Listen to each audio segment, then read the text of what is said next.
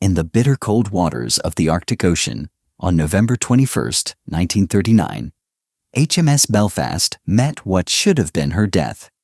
The thunderous explosion of a German magnetic mine ripped through her hull, bending the massive warship out of shape and leaving her broken, twisted, and seemingly beyond salvation. But this was only the beginning of one of World War II's most remarkable survival stories. What you're about to discover is how this near-fatal encounter transformed a promising young cruiser into the deadliest and most technologically advanced warship in the Royal Navy fleet, and why her story would become legendary in the annals of naval warfare.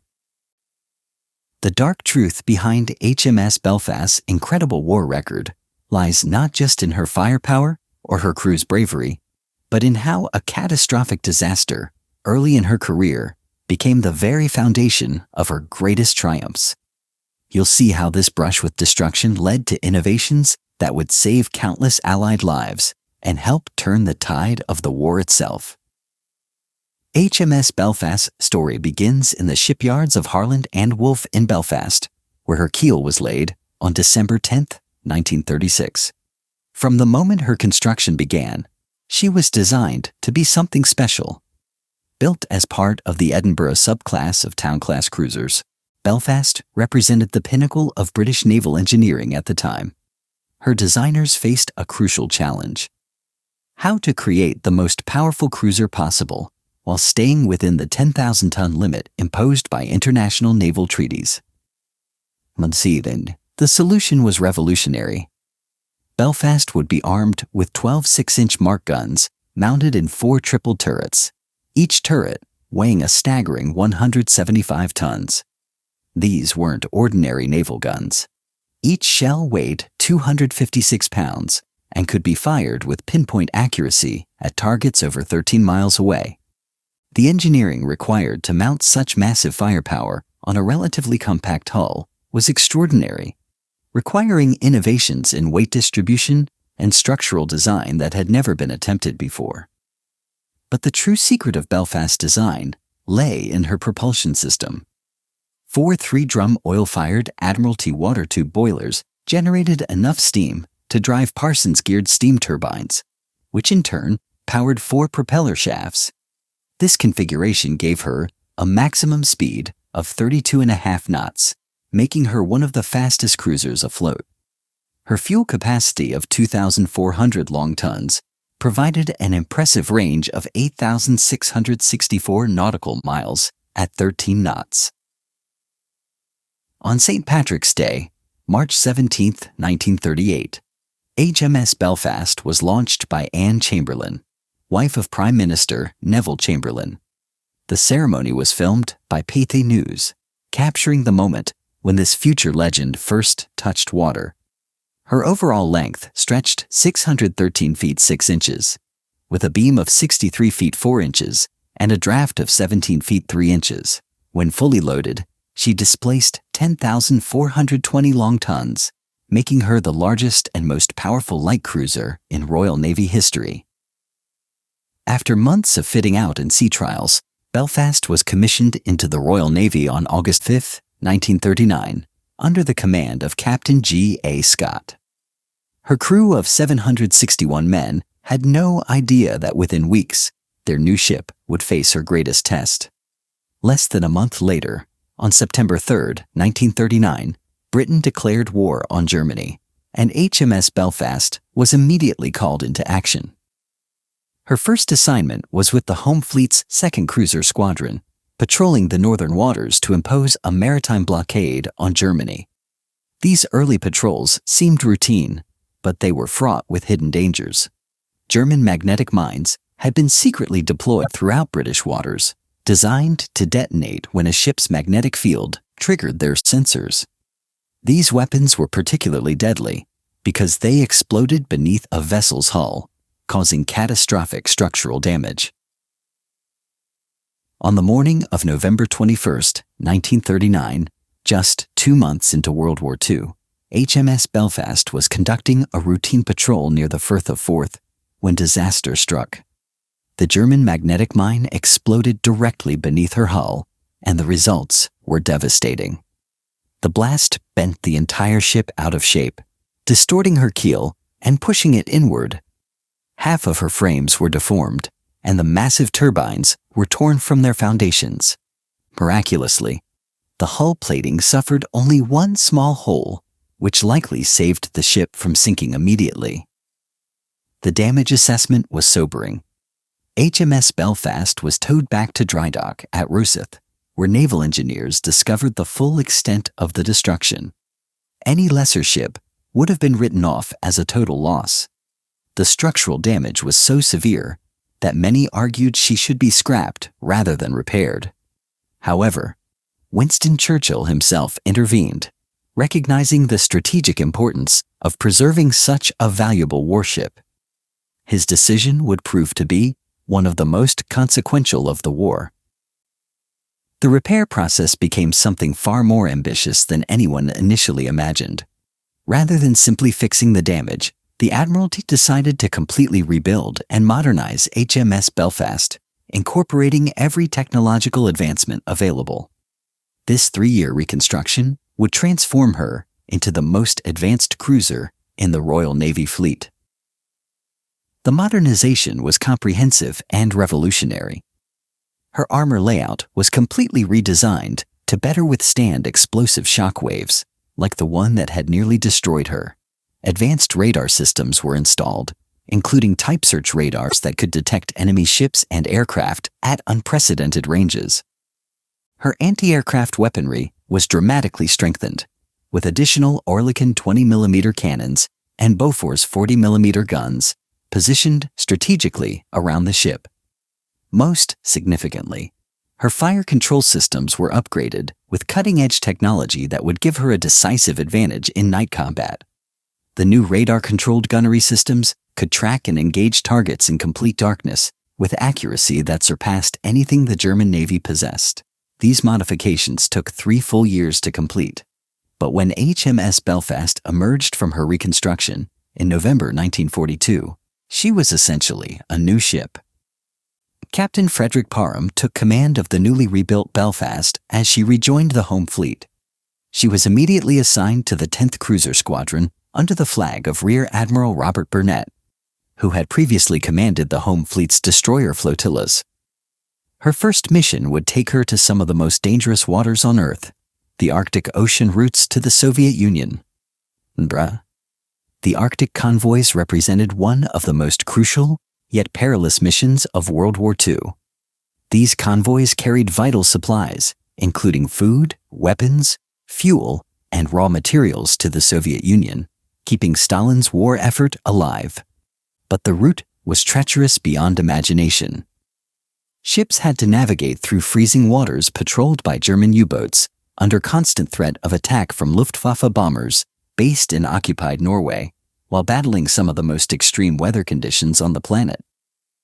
For HMS Belfast and her crew, the Arctic convoys would prove to be their most grueling assignment. Temperatures regularly dropped to 40 degrees below 0 Fahrenheit, so cold that exposed skin would freeze to metal in seconds. Ice formed constantly on the ship's superstructure, and crew members had to work around the clock chipping it away to prevent the ship from becoming top-heavy and capsizing.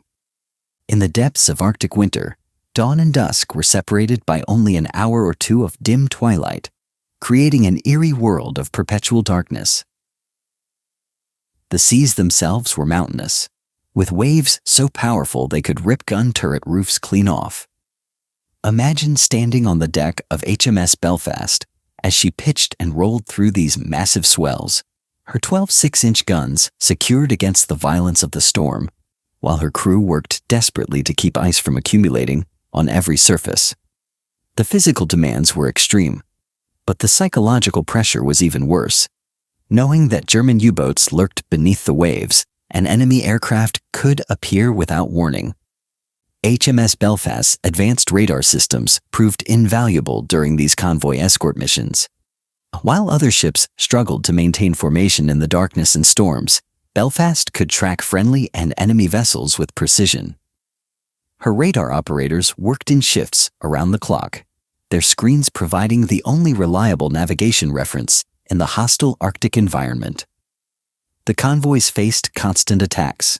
German U-boat wolf packs coordinated their assaults, targeting the most vulnerable merchant vessels while trying to avoid the escort warships. Luftwaffe dive bombers and torpedo planes launched devastating attacks from bases in occupied Norway, forcing the convoy escorts to maintain constant vigilance. HMS Belfast's enhanced anti-aircraft armament proved its worth time and again, her guns creating walls of defensive fire that protected the precious cargo ships. Known. But the most dangerous threat came from German surface raiders.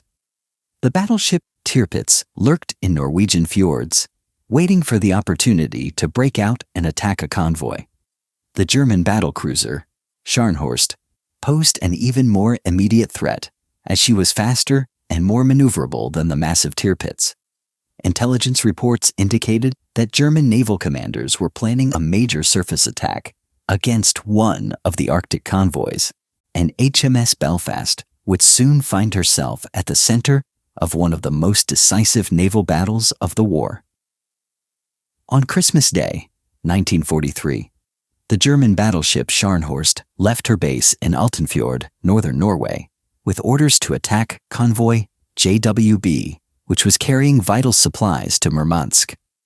The German plan was ambitious: use Scharnhorst's superior speed and firepower to break through the convoy's escort screen, destroy as many merchant ships as possible, and escape before British heavy units could respond.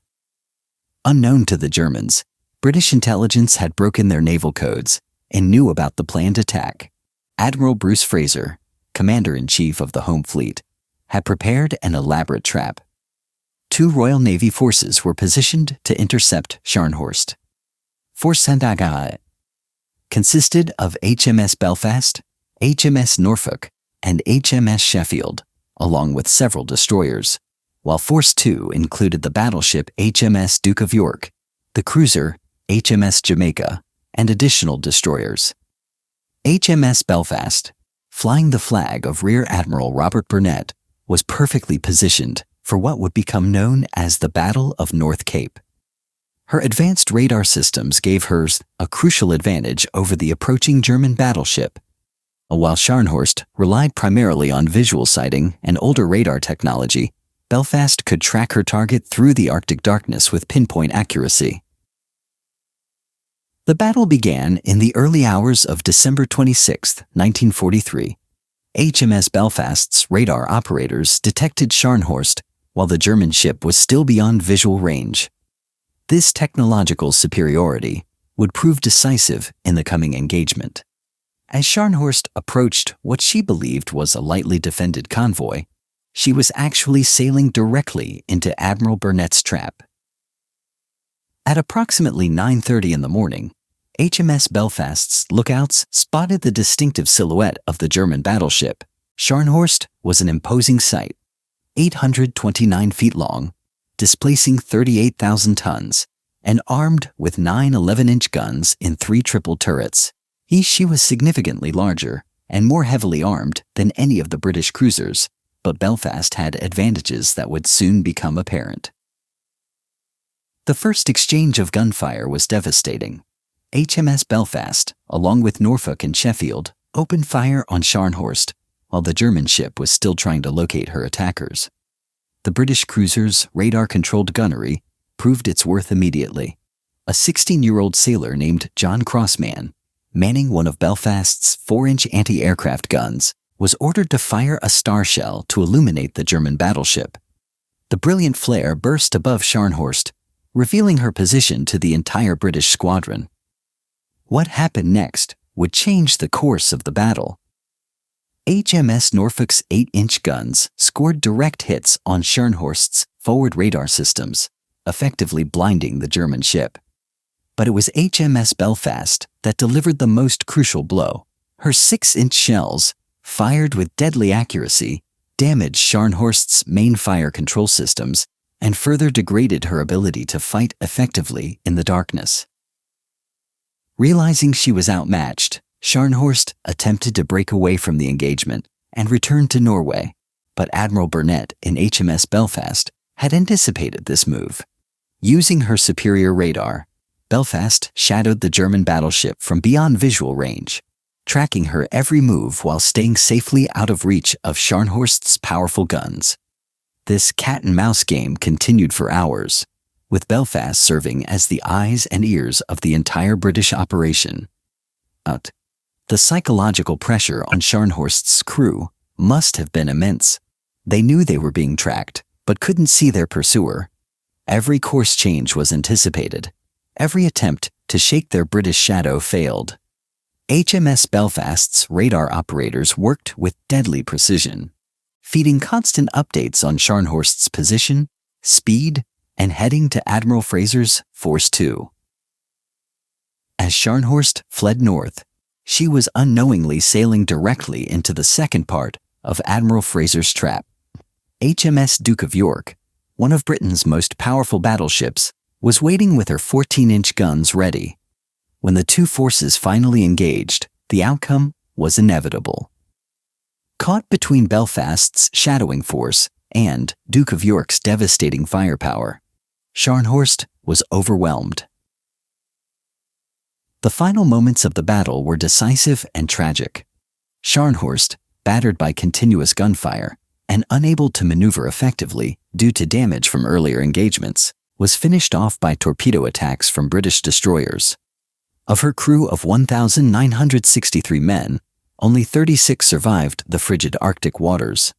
HMS Belfast's role in this victory cannot be overstated. Her radar technology, crew training, and tactical positioning had enabled the destruction of one of Germany's last major surface raiders.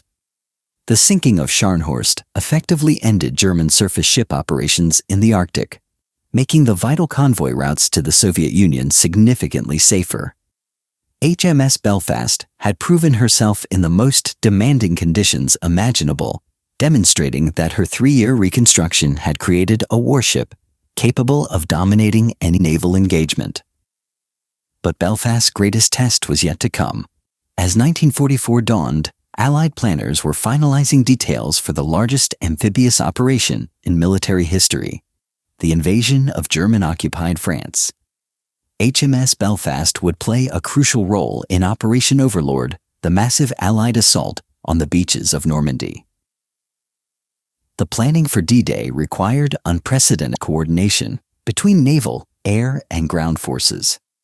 HMS Belfast was designated as the flagship of Bombardment Force E, flying the flag of Rear Admiral Frederick Dalrymple Hamilton. Her mission was to provide naval gunfire support for British and Canadian forces landing on Gold and Juno beaches. The importance of this assignment cannot be overstated. Without effective naval bombardment to neutralize German coastal defenses, the invasion could fail, with catastrophic consequences. In the weeks leading up to D-Day, HMS Belfast's crew prepared intensively for their role. Her 12 6-inch guns were calibrated for precision shore bombardment, and detailed maps of German defensive positions were studied carefully. The ship's complement swelled to nearly 950 men, including specialized spotters and fire control personnel.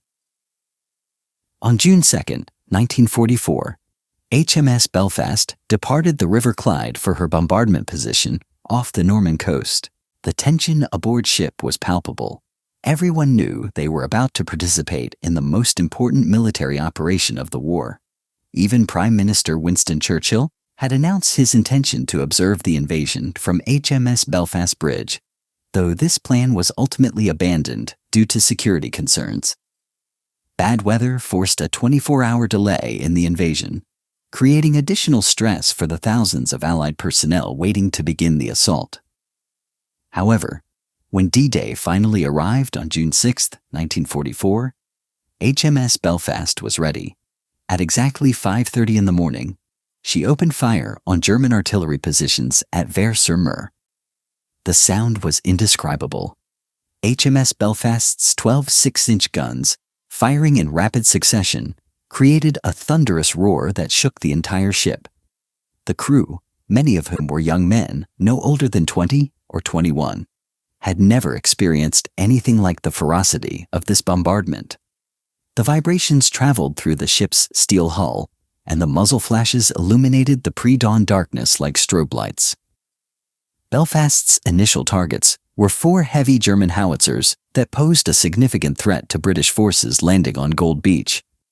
These guns, if left operational, could have inflicted devastating casualties on the vulnerable landing craft and troops struggling to establish a foothold on the beach. HMS Belfast's gunners worked with deadly precision, firing at a rate of 96 rounds per minute at the height of the bombardment. Within 2 hours, the German artillery positions had been reduced to rubble. The effectiveness of Belfast's bombardment was immediately apparent to the troops coming ashore. Without the devastating fire from her guns, the German defensive positions could have prevented the successful establishment of the crucial Gold Beach beachhead. Landing craft swept past HMS Belfast as she maintained her position just 9 miles from shore, her guns providing continuous support as British and Canadian forces fought their way inland. The technical precision required for this bombardment was extraordinary. HMS Belfast gunners had to account for wind speed, air density, the motion of the ship, and the exact coordinates of targets that were often obscured by smoke and dust. Her advanced fire control systems, upgraded during her 3-year reconstruction, proved invaluable in maintaining accuracy during the chaos of the invasion. On June 12th, HMS Belfast supported Canadian troops advancing inland from Juno Beach, demonstrating the flexibility and range of her fire support capabilities. She returned to Portsmouth on June 16th to replenish her ammunition, having fired nearly 2,000 rounds during her initial D-Day operations. 2 days later, she was back on station, continuing to provide crucial artillery support for Allied forces as they expanded their foothold in Nazi-occupied Europe. The dangers facing HMS Belfast during the Normandy operations were significant. German motor torpedo boats, known as E-boats, prowled the invasion waters at night, looking for opportunities to attack Allied warships. On the night of July 6th, Belfast was directly threatened by these fast attack craft while at anchor. Her crew responded with typical professionalism, weighing anchor and moving to the concealment of a smokescreen to avoid the enemy torpedo attack. HMS Belfast fired her final shots in European waters on July 8, 1944, as part of Operation Charnwood, working alongside the monitor HMS Roberts and the battleship HMS Rodney. She continued to provide fire support for Allied ground forces as they battled to break out of the Normandy beachhead. By July 10th, the fighting had moved inland beyond the range of her guns, and Belfast sailed for Scapa Flow, her D-Day mission complete. During her 5 weeks off Normandy, HMS Belfast had fired 1,996 rounds from her 6-inch guns. This sustained bombardment had been crucial to the success of the Allied invasion. Her crew had demonstrated exceptional skill and endurance, maintaining continuous operations under combat conditions while facing constant threats from enemy aircraft, submarines, and surface attacks. The statistics of Belfast's D-Day performance are remarkable. Her guns achieved an accuracy rate that exceeded all expectations, with the vast majority of her shells hitting their intended targets. The psychological impact on German defenders was equally significant. The constant, precise bombardment from ships like Belfast demoralized enemy forces and disrupted their ability to coordinate effective resistance to the Allied invasion. But HMS Belfast's war service was far from over. As the fighting in Europe moved inland, she was reassigned to the Pacific Theater to join the final campaign against Japan. This new mission would take her to the other side of the world, where she would face different challenges and demonstrate once again her versatility as a warship. The journey to the Pacific required HMS Belfast to traverse some of the world's most dangerous waters. German U-boats were still active in the Atlantic, and the passage around the Cape of Good Hope presented its own hazards. However, her experienced crew and proven reliability made the transit successfully, arriving in Sydney, Australia, in early August 1945. Ironically, HMS Belfast arrived in the Pacific just in time to witness the end of World War II. The atomic bombs dropped on Hiroshima and Nagasaki in August 1945 prompted Japan's surrender before Belfast could participate in the planned invasion of the Japanese home islands. However, her presence in East Asian waters would prove valuable during the post-war period and the subsequent Korean conflict. The transition from wartime to peacetime operations presented new challenges for HMS Belfast and her crew. The ship remained in East Asian waters throughout the late 1940s, serving as a symbol of British naval power in the region. When the Korean War erupted in 1950, Belfast was perfectly positioned to support United Nations forces. Her role during the Korean conflict demonstrated the enduring value of her design and capabilities. Operating from bases in Japan, HMS Belfast conducted numerous coastal bombardments against North Korean and Chinese positions. Her 6-inch guns, which had proven so effective against German fortifications during D-Day, were equally devastating against enemy positions along the Korean coast. The Korean War operations lasted until the end of 1952, when HMS Belfast finally sailed back to Britain to enter the reserve fleet. Her war service had spanned over a decade, during which she had participated in some of the most significant naval operations in history. From the Arctic convoys to D-Day to Korea, Belfast had proven herself to be one of the most versatile and effective warships ever built. In 1955, HMS Belfast underwent another major modernization, this time to adapt her for Cold War operations. The naval warfare environment had changed dramatically since World War II, with new threats from jet aircraft, guided missiles, and nuclear weapons. Belfast's upgrade was designed to keep her relevant in this new era of naval combat. The modernization program lasted 4 years, with Belfast recommissioned in 1959 for service in the Pacific. However, by this time, the age of the gun cruiser was coming to an end. Guided missile destroyers and nuclear-powered submarines were revolutionizing naval warfare, and traditional cruisers like Belfast were becoming increasingly obsolete. In 1962, HMS Belfast made her final voyage home to Britain. After 23 years of active service, she was placed in reserve and subsequently decommissioned in 1963. For many observers, this seemed to mark the end of her story. Scrapping appeared to be her inevitable fate, as it had been for most of her sister ships. However, HMS Belfast's extraordinary war record had not been forgotten. In 1967, efforts began to preserve her as a museum ship, recognizing her historical significance. A joint committee of the Imperial War Museum, the National Maritime Museum, and the Ministry of Defense studied the feasibility of preservation, reporting in June 1968 that it was practical. Initially, the government decided against preservation, but the formation of the private HMS Belfast Trust changed everything. This dedicated group campaigned tirelessly for her preservation, recognizing that Belfast represented the last surviving example of the Royal Navy cruisers that had played such a crucial role in Allied victory. Their efforts were ultimately successful, and in July 1971, the government transferred Belfast to the Trust. The journey to her final berth on the River Thames near Tower Bridge was itself a remarkable achievement. Moving a 10,000-ton warship through London's waterways required careful planning and precise navigation. On October 21, 1971, HMS Belfast opened to the public as a museum ship, allowing visitors to explore her decks and learn about her extraordinary history. Since 1973, HMS Belfast has been home to the City of London Sea Cadets, who meet aboard the ship twice a week. This connection to active naval training ensures that her legacy continues to inspire new generations of sailors. In 1978, she became a branch of the Imperial War Museum, cementing her status as a national treasure. Today, HMS Belfast receives over 327,000 visitors annually. As the last surviving British cruiser from the D-Day bombardment fleet, She serves as a tangible connection to one of the most significant military operations in history.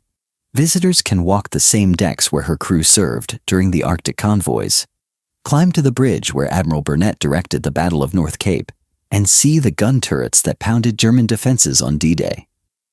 The preservation of HMS Belfast represents something more than just saving a historic warship. She embodies the courage, determination, and sacrifice of the Royal Navy during World War II. Her story demonstrates how technological innovation, combined with human bravery, could overcome seemingly impossible odds. From her near destruction by a magnetic mine to her crucial role in the defeat of Nazi Germany, Belfast's service record stands as a testament to the resilience of both ships and sailors.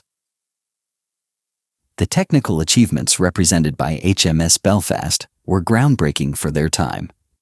Her radar systems, fire control technology, and armor design influenced warship construction for decades after World War II. The lessons learned from her reconstruction after the magnetic mine explosion informed damage control procedures throughout the Royal Navy. Her successful integration of firepower, protection, and speed created a template for cruiser design that influenced naval architecture worldwide. Perhaps most importantly, HMS Belfast's story illustrates the human dimension of naval warfare. Her crew of 950 men faced extreme dangers in the Arctic Ocean, endured the chaos of D-Day, and served with distinction in multiple theaters of operation.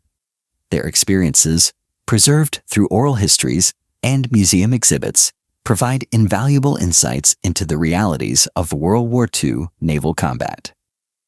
The statistics of HMS Belfast's service are impressive by any measure. She steamed over 400,000 miles during her active career, fired thousands of rounds in anger, and participated in operations that shaped the outcome of World War II. Her survival rate through multiple combat engagements was remarkable, testament to both her robust construction and her crew's skill.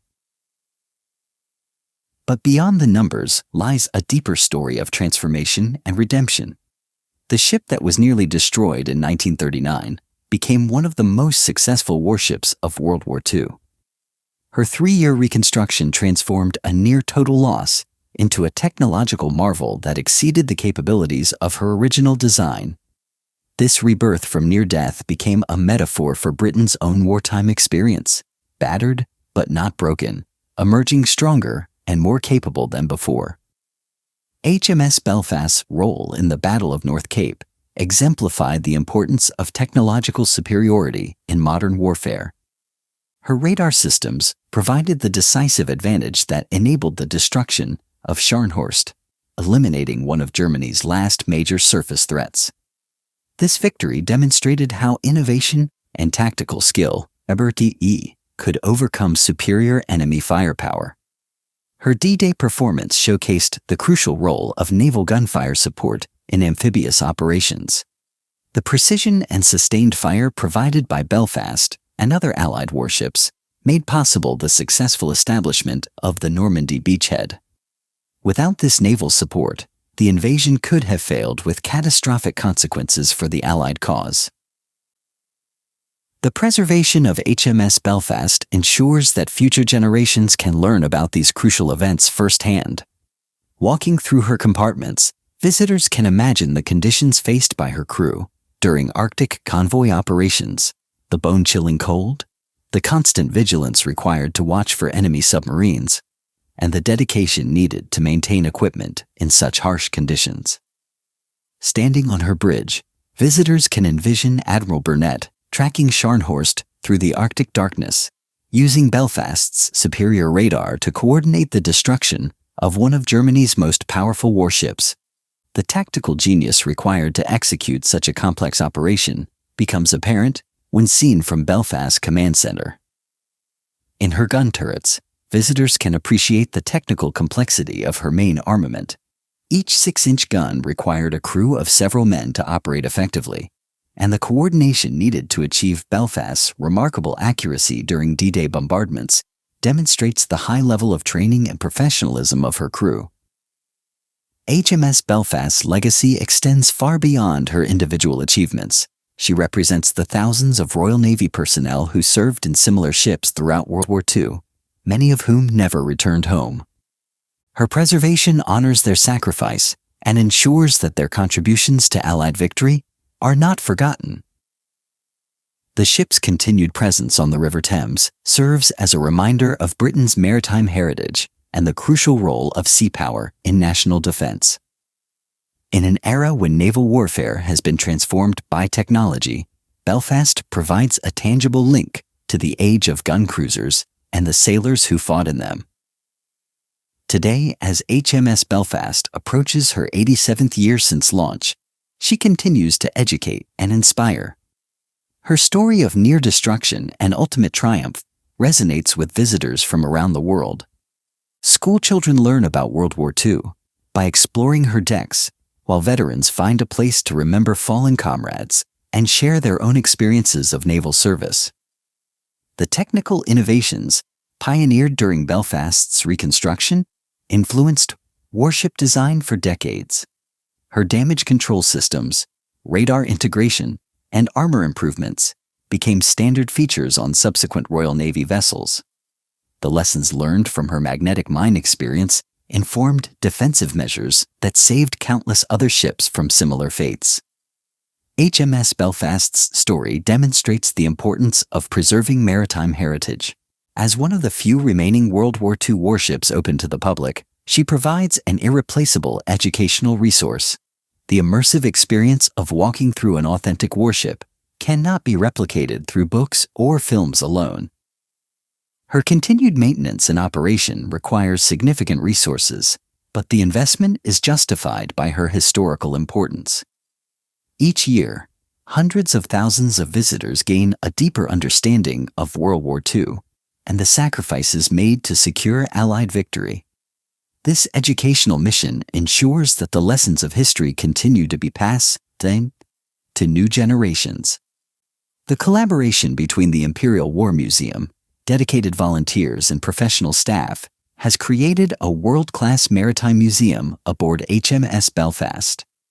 The exhibits and interpretive programs bring her history to life, making complex naval operations accessible to visitors of all ages and backgrounds. As we reflect on HMS Belfast's remarkable journey from near destruction to legendary status, her story serves as an inspiration for overcoming adversity. The ship that should have been scrapped in 1939 became one of the most successful warships of World War II.